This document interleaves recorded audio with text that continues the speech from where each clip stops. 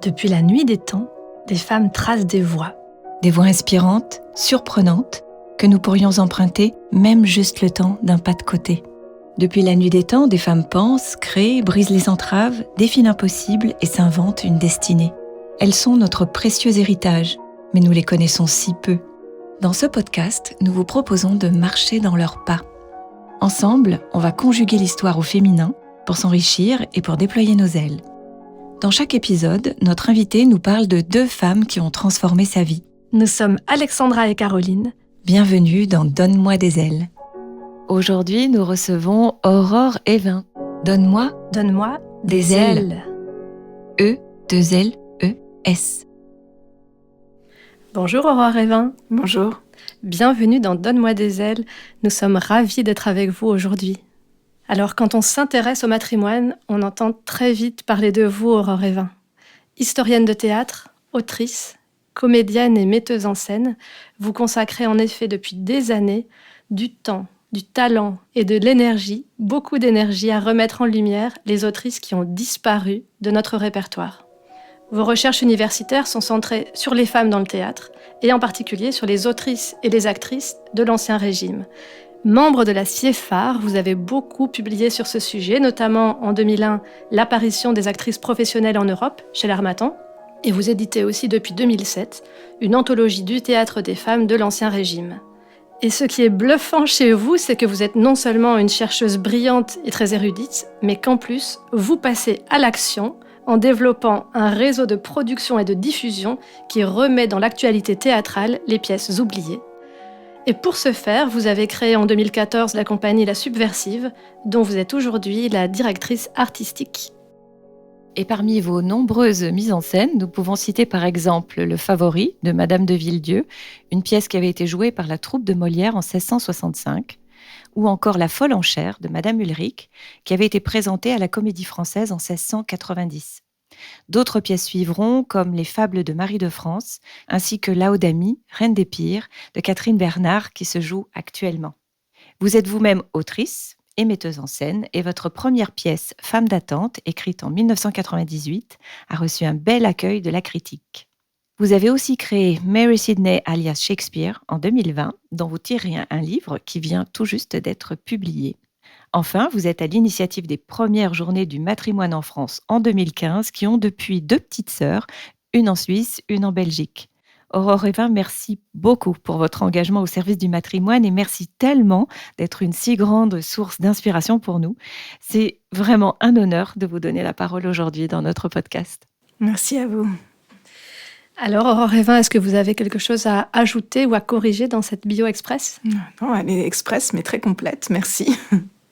Alors, sans surprise, Aurore Evin, les femmes que vous avez choisi de nous présenter sont encore aujourd'hui des inconnues pour le grand public, malgré la richesse et l'impact incontestable de leur œuvre.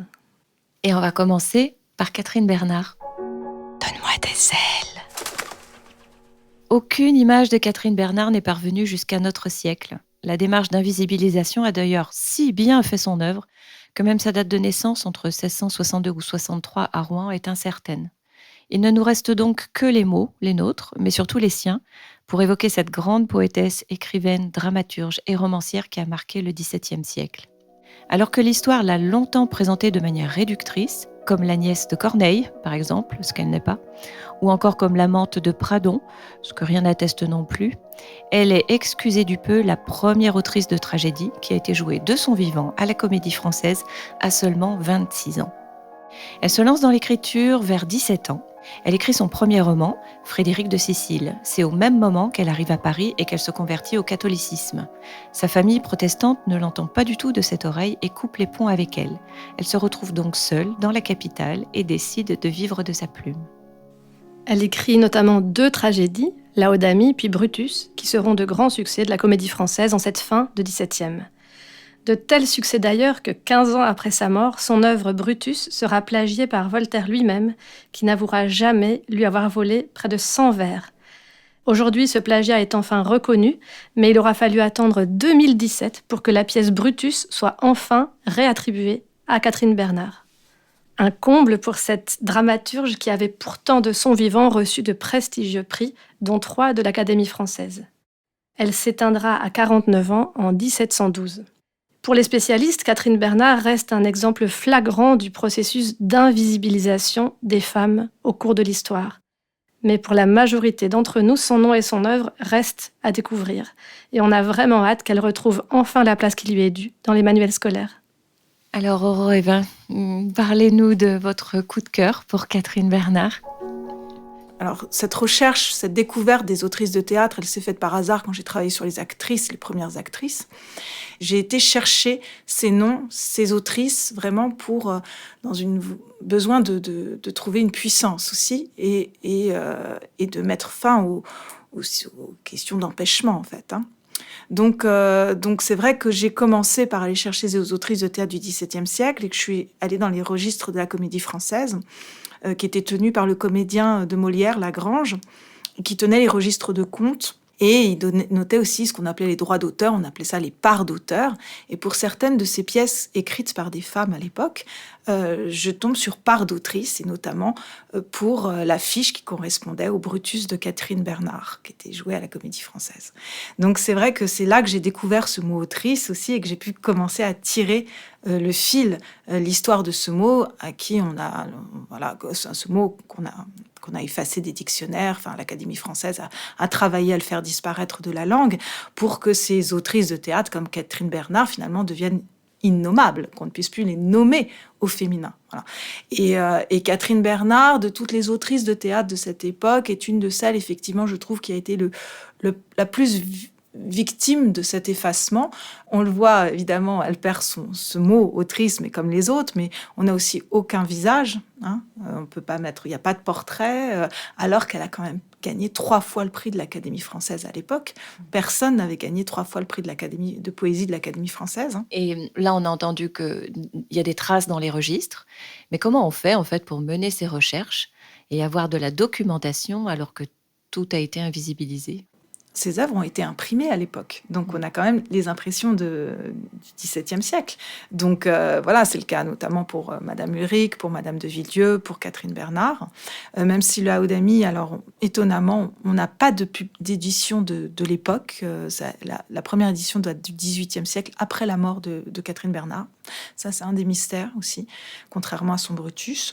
Alors, en France, il n'y avait rien.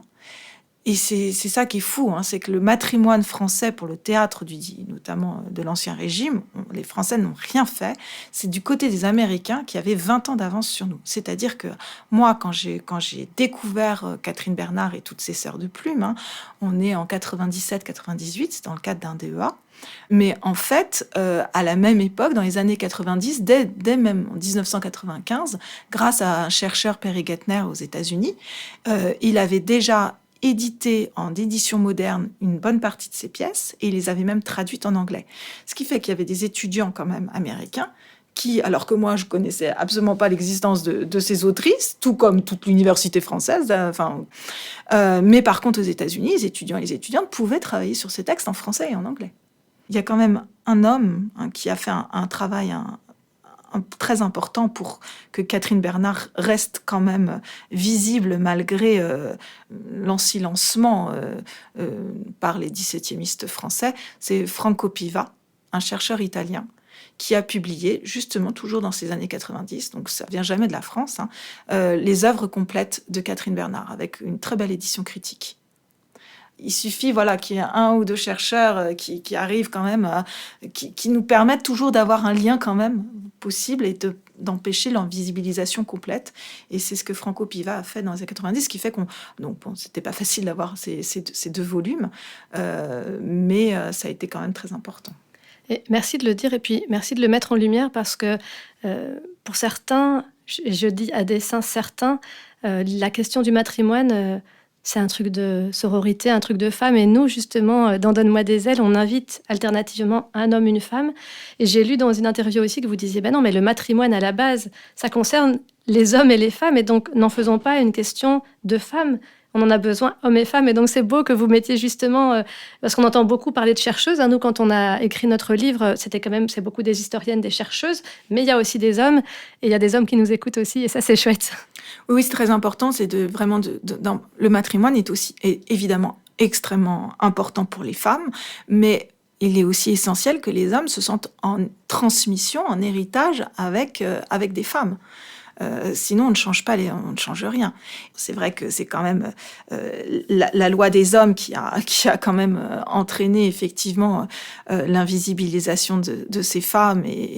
Mais il faut quand même dire qu'il y a toujours eu des hommes, déjà à l'époque de ces autrices, de Catherine Bernard, etc., qui les ont soutenues et qui les ont aidées. Sinon, elles n'auraient pas pu, en fait. D'ailleurs, à l'époque, on ne les appelait pas des féministes, mais on les appelait les champions des dames. Ils avaient un nom quand même. Souvent on nous dit oui mais Molière pour l'époque c'était un féministe. Non, c'était pas un féministe parce qu'il y en avait vraiment qui étaient des vrais féministes et qui ont défendu comme Poulain de la Barre justement à l'époque de Catherine Bernard l'accès des femmes à l'éducation, la possibilité qu'on fait écrit des histoires des femmes philosophes, etc. Donc il y a vraiment des champions des dames. Mais Molière n'en faisait pas partie. Et on a lu que sa famille donc avait coupé les ponts avec elle. Quel sacrifice devait faire une femme du XVIIe pour être libre de ses choix ? Elle va faire le choix, sans doute, elle est jeune, pour pouvoir faire carrière, on sent vraiment une vocation, d'abjurer le protestantisme, parce que sinon c'est absolument impossible. On pense qu'effectivement elle va être mise de côté par sa famille, enfin reniée par sa famille. Ça peut être aussi le sacrifice pour certaines d'une forme de réputation, mais encore une fois, c'est moins de sacrifice au XVIIe que ça va l'être au XVIIIe et au XIXe, en fait.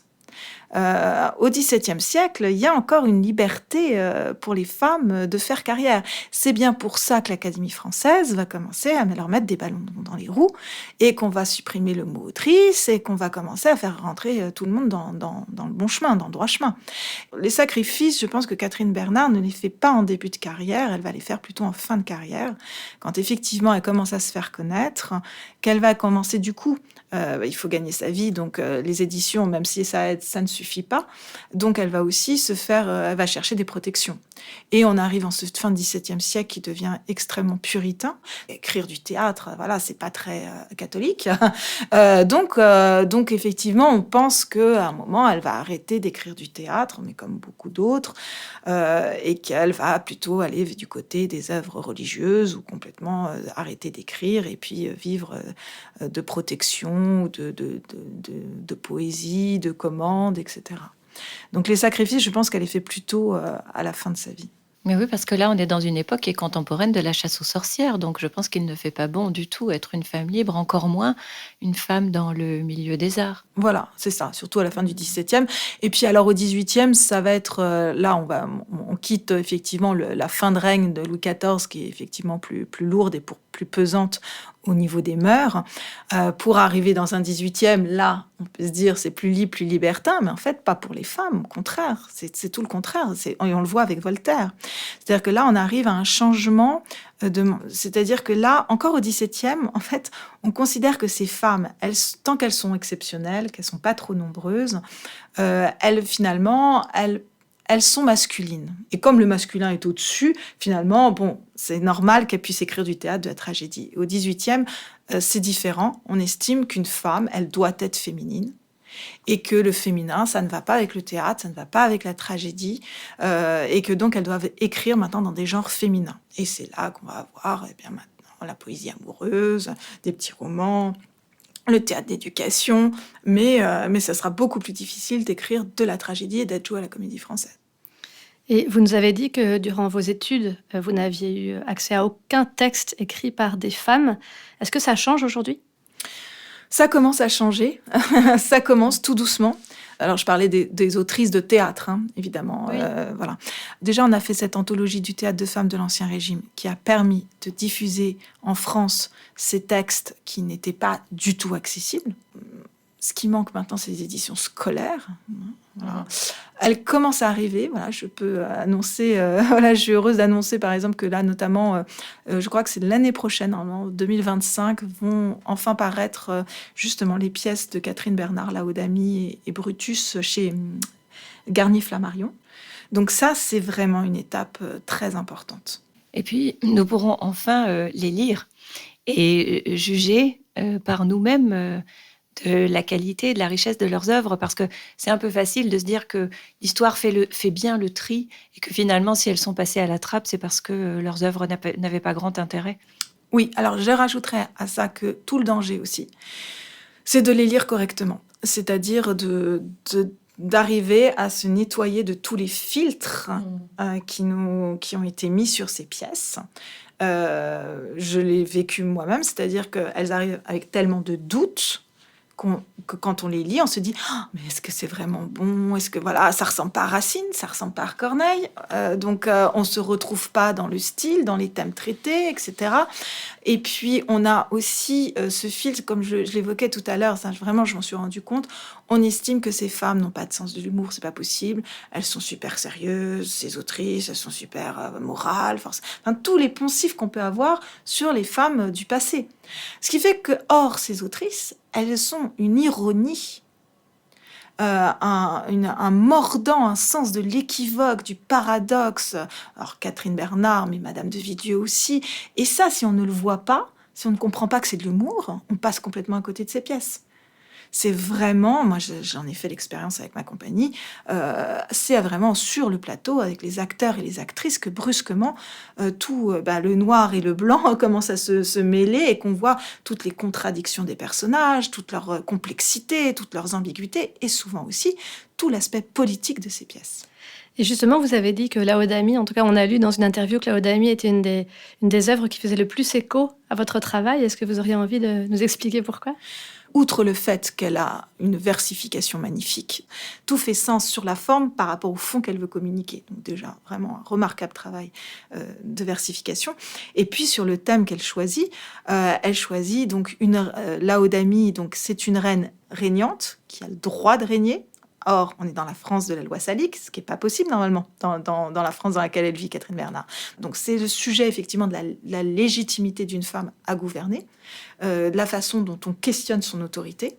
Et alors, deuxième sujet aussi qui nous ramène aussi à ce qui nous traverse aujourd'hui, c'est là qu'elles sont aussi nos contemporaines, ces autrices, c'est que le peuple choisit justement un prince qui est l'homme qu'elle aime. Donc on s'est dit, chouette, tout va bien, finalement, il n'y a rien à écrire. Sauf que comme elle ne devait pas épouser cet homme, elle l'avait promis à sa sœur. Ce qui fait qu'elle se retrouve en rivalité avec sa sœur, qui elle aussi est amoureuse de cet homme et qui devait l'épouser. Mais justement, au lieu que ça se traduise sous une forme de rivalité entre deux sœurs, ça va se traduire sous la forme d'une sororité, d'une solidarité entre ces deux sœurs qui s'aiment énormément et qui vont être prêtes à se sacrifier l'une pour l'autre. Voilà. On imagine bien ce que ça aurait pu donner dans l'histoire si on avait pu capitaliser plus tôt sur ces réflexions portées par des femmes et qui auraient pu être inspirantes pour notre façon de faire société. Des siècles plus tard, qu'est-ce que ça ouvre finalement aujourd'hui de la mettre en lumière et de proposer cette nouvelle lecture, à votre avis ? Ça nous permet justement de revoir notre histoire. Ça nous libère d'un récit historique très pesant, violent, symboliquement violent, où les femmes auraient été constamment opprimées, auraient été constamment victimes. Alors oui, effectivement, elles ont été victimes, mais elles n'ont pas été que ça. Elles ont aussi justement réussi à proposer des discours de puissance féminine, des imaginaires où les femmes ne sont pas que victimes, mais peuvent aussi faire des choix, et gouverner et faire le choix du politique et vivre leur vie, de leur carrière littéraire, etc. Même malgré les difficultés. Voilà. On a tout à s'enrichir de ces discours et puis se demander comment on a écrit l'histoire. Qu'est-ce que c'est que cette histoire idéologique, ce récit idéologique qu'on nous a transmis et qu'on continue de nous transmettre? Est-ce qu'on ne peut pas le réinterroger quand même, le questionner? Parce que moi, je ne m'y retrouve pas en fait. Vaste sujet qu'on explore au fil de ces épisodes. Alors, on a une question rituelle dans Donne-moi des ailes. Qui va peut-être vous surprendre, mais qui nous inspire beaucoup. Si vous pouviez vous retrouver en présence de cette grande autrice, si vous pouviez plonger au XVIIe, qu'est-ce que vous aimeriez lui dire, lui transmettre, vivre avec elle? Mais j'aimerais vraiment savoir pourquoi elle a arrêté d'écrire du théâtre. Et puis à un moment qu'elle a complètement arrêté d'écrire. J'aimerais comprendre les raisons de son silence. Ça, c'est vrai que dans le cas de Catherine Bernard, ça m'intéresserait beaucoup. Merci.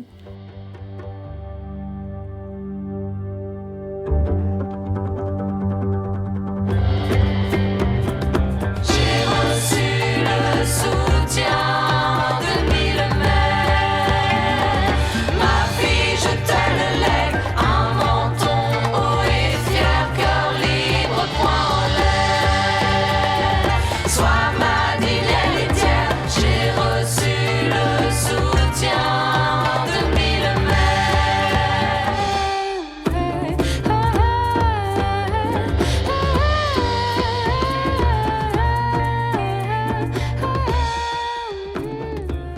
Alors, la deuxième femme dont vous avez souhaité nous parler aujourd'hui, c'est Mary Sidney. Donne-moi des ailes. E-2-L-E-S. S'il y a bien une femme dont la découverte nous a plongé dans une profonde jubilation, c'est bien elle. D'abord parce qu'elle est une femme passionnante. Comtesse de l'entourage proche de la reine Élisabeth Ier, elle est décrite comme une femme savante, érudite, traductrice et une poétesse exceptionnelle qui repousse les limites de l'écriture. Oui, parce que, excusez du peu, mais Mary Sidney a juste décidé avec son frère qu'il était important de donner à la langue anglaise le prestige qu'elle méritait, et pour ce faire, elle bâtit non seulement une œuvre hors norme, mais elle transforme aussi son château en incubateur à innovation littéraire. Elle rassemble autour d'elle les plus grandes plumes, des femmes, des hommes, elle leur commande des œuvres et encourage les recherches stylistiques, notamment en poésie. En ce qui concerne sa propre création littéraire, on retient entre autres sa traduction de l'œuvre de Pétrarque, dans laquelle elle trouve pour chaque vers un équivalent anglais, tout en préservant leur puissance émotionnelle. Elle ose aussi traduire les psaumes de l'Ancien Testament, pour lesquels elle déploie une variété métrique sans précédent. Ces psaumes sont d'ailleurs reconnus comme une école de versification anglaise. Et non contente d'offrir des traductions innovantes, elle écrit elle-même de la poésie, notamment Thénault et Pierre font l'éloge d'Astrée, créé en 1599, pour être présentée devant la reine Élisabeth Ier carrément. Même sa correspondance a été utilisée comme modèle de la prose épistolaire de l'Angleterre du XVIe siècle. Mary Sidney aura ainsi une influence sans précédent sur les écrivains et les écrivaines de son temps, mais le pavé dans la mare, celui qui préoccupe les spécialistes depuis au moins 200 ans outre-Manche, c'est qu'il est très probable que Mary Sidney soit l'autrice, ou du moins l'autrice et coordinatrice de l'œuvre de Shakespeare. Rien que ça.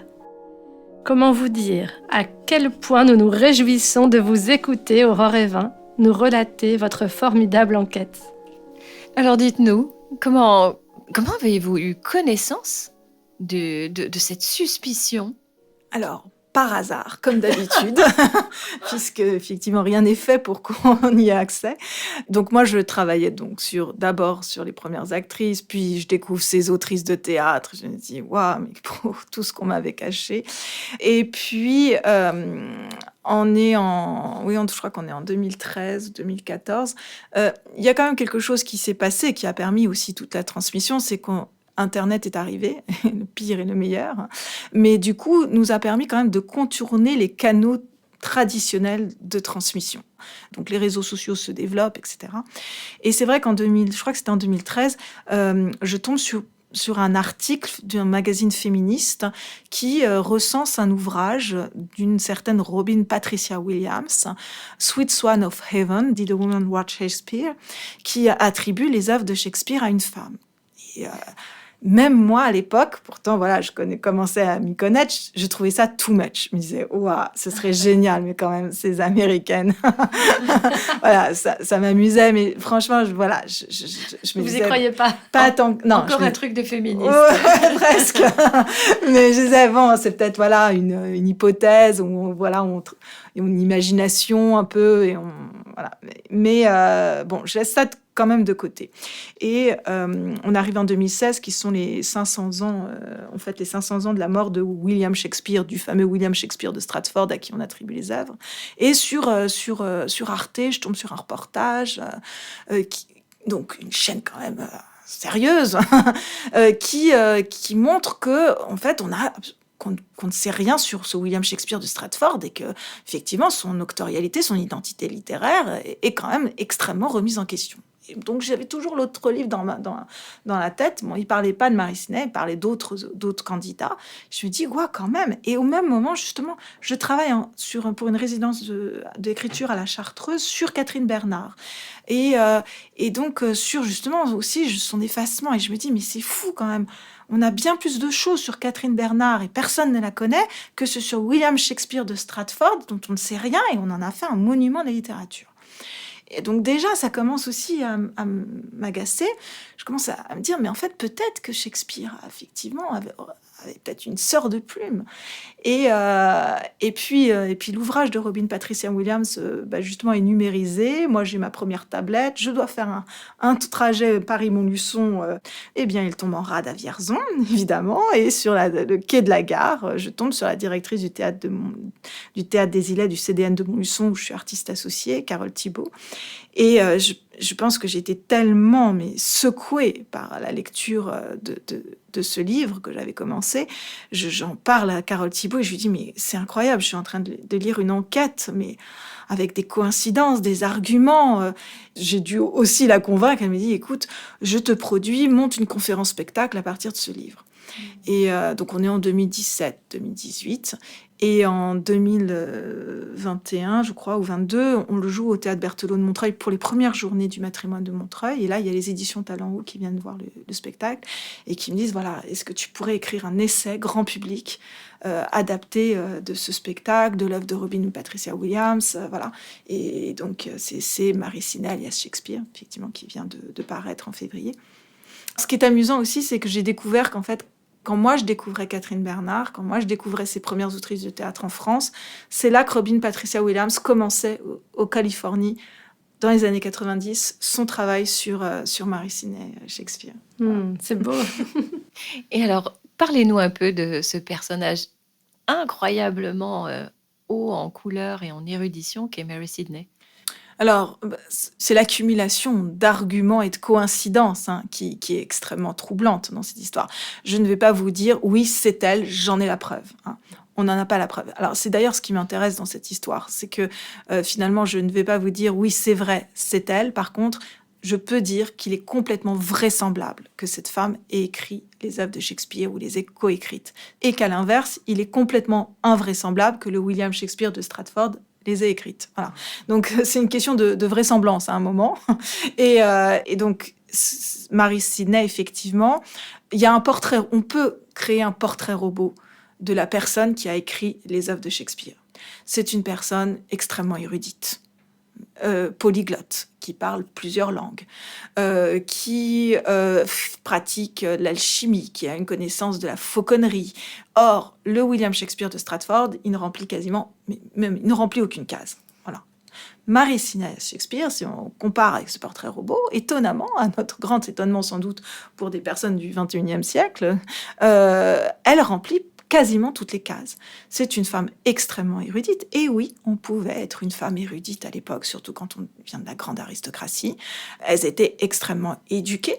Elle n'est pas toute seule dans son cas. C'est bien aussi, c'est bon à savoir. C'est important de le savoir, c'est que elle sort pas de nulle part, Mary Sidney. Donc, comtesse de Pembroke, elle est issue de la haute aristocratie. Or, pour écrire les pièces de Shakespeare, on voit bien qu'il faut bien connaître l'aristocratie de l'époque. Elle pratique la fauconnerie. Elle a été formée par les plus grands à l'alchimie. Elle a même un laboratoire d'alchimie. Elle pratique la musique. Elle a écrit. Et puis, elle a surtout été à la tête du plus grand cercle littéraire de l'histoire anglaise. Comme vous disiez tout à l'heure, elle a travaillé avec son frère, qui est mort jeune, effectivement, à faire de l'anglais une grande langue de la littérature. Parce qu'à l'époque, ce n'était pas le cas. Les grandes œuvres, à l'époque, elles étaient en français, en italien, en latin. Et c'est c'est ce couple frère-sœur qui s'adorait, qui vont se donner pour mission de faire de l'anglais une grande œuvre, une grande langue. Voilà, de créer la langue de Shakespeare, telle qu'on la conçoit aujourd'hui. Et on trouve une grande proximité entre la vie de Mary Sidney, quand on recoupe toutes les infos, notamment dans cette grande enquête, et la vie des héroïnes shakespeariennes. Est-ce que vous auriez envie de peut-être nous en citer une coïncidence peut-être qui vous a frappé, troublé ? Oui, moi, il y en a une que j'aime beaucoup, c'est dans la pièce Cymbeline, qui n'est pas une pièce très connue de Shakespeare, mais il y a une description d'une grotte avec, qui est à, je sais plus, 3000 miles de Milford Haven, enfin, vraiment, c'est très détaillé. Et on se rend compte qu'en fait, c'est exactement la grotte qui était sous le château de la comtesse de Pembroke, de son château, en fait. Et puisqu'elle était renommée de son temps, qu'elle avait fait tout ce travail pour justement mettre en lumière la langue anglaise, comment est-ce qu'on explique qu'elle n'ait pas signé les œuvres en son nom ? Alors, elle ne pouvait pas signer les œuvres de par son sexe, effectivement, en tant que femme, mais aussi de par son statut social. C'est-à-dire qu'elle fait vraiment partie de la très haute aristocratie. Les œuvres, déjà, le théâtre n'est pas du tout prestigieux à l'époque. Il faut savoir qu'il est même très attaqué par les puritains qui, quand ils vont arriver au pouvoir, vont d'ailleurs fermer tous les théâtres. Donc, toucher un petit peu à ça, quand on fait partie de la haute aristocratie, c'est très mal vu. Et puis ce sont des pièces subversives politiquement. On en profite pour faire passer des messages aussi politiquement subversifs. Ça, on le sait, que les pièces shakespeariennes ont cette caractéristique. Donc, donc déjà, même un homme de la haute aristocratie n'aurait pas pu signer ces pièces. Donc, doublement une femme. Une femme qui publie déjà, rien que publier, c'est une femme qui se prostitue. C'est une femme publique.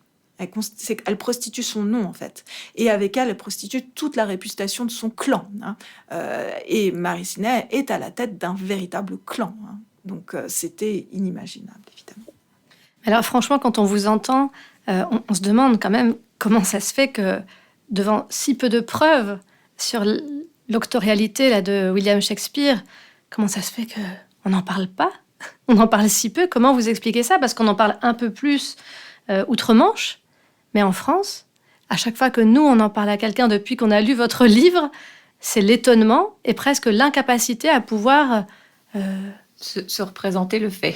Oui, donc comment vous expliquez ça? C'est un tabou.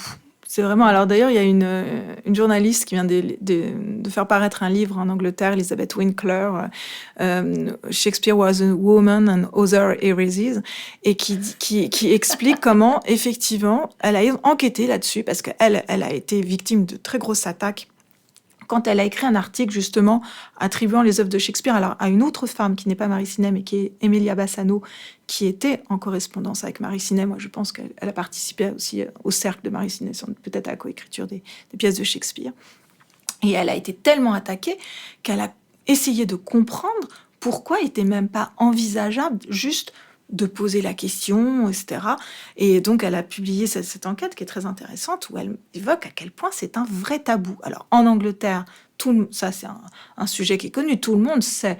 On appelle ça the authorship question auctoriale. Tout le monde sait que, William Shakespeare, la question de l'identité est débattue. Ça, en France, en fait, beaucoup moins. J'ai été assez surprise de m'en rendre compte.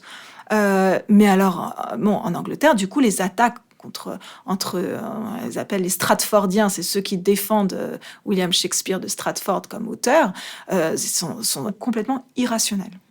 Et puis parce que ça nous permet, ça fête notre système, notre pensée, où on croit que William Shakespeare, self-made man, qui s'est fait tout seul, ça nous fait croire à la méritocratie. Moi, j'aimerais beaucoup y croire. Je trouve ça au départ, moi, j'étais bien contente de savoir que Shakespeare, c'était quelqu'un d'un petit village dont les parents et toute la famille étaient illettrés, ça fait ni lire ni écrire. C'est génial. Moi, sur le papier, je signe.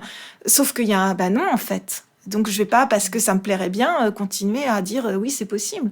C'est pas possible, en fait. Est-ce que vous ne pensez pas que ça a à voir avec cette conception du génie qui est très masculine? Parce que même on le voit dans le podcast Donne-moi des ailes, notamment quand on invite des hommes, cette question de dire des femmes qui vous ont marqué, en tout cas, quand on aborde, on le dit plus comme ça d'ailleurs, quand on disait avant de nous présenter des génies, génie, c'est masculin. Est-ce que vous ne pensez pas que c'est lié à ça aussi? Alors, évidemment, là, c'est l'autre tabou. On touche à la base du patriarcat. Dans l'imaginaire, évidemment, doit reposer sur un génie qui ne peut se décliner qu'au masculin. Dieu, qui a une barbe. Voilà. Donc, on touche à ça. C'est pour ça que c'est insupportable. Alors qu'effectivement, oui, là, on a un génie. Peut-être que ce génie était féminin, et sans doute même, ou peut-être collectif aussi. Enfin, en tout cas, mais qu'il y a eu des femmes qui ont trempé là-dedans, ça c'est certain. Enfin, moi, j'en suis de plus en plus convaincue. Plus je relis les pièces, en plus. Donc, effectivement, là, on touche à la question du génie, qui doit pouvoir effectivement Alors, c'est bien ce qui intéressait aussi cette écriture de l'histoire. On l'a vu avec Catherine Bernard tout à l'heure, autour de Molière, Corneille, Racine. En Angleterre, ça se joue autour de Shakespeare. Voilà. Alors, c'est un homme, et puis alors en plus, c'est un homme de petite condition. Voilà. Donc, on coche toutes les cases qu'on a envie, que notre époque, notre modernité a envie de cocher.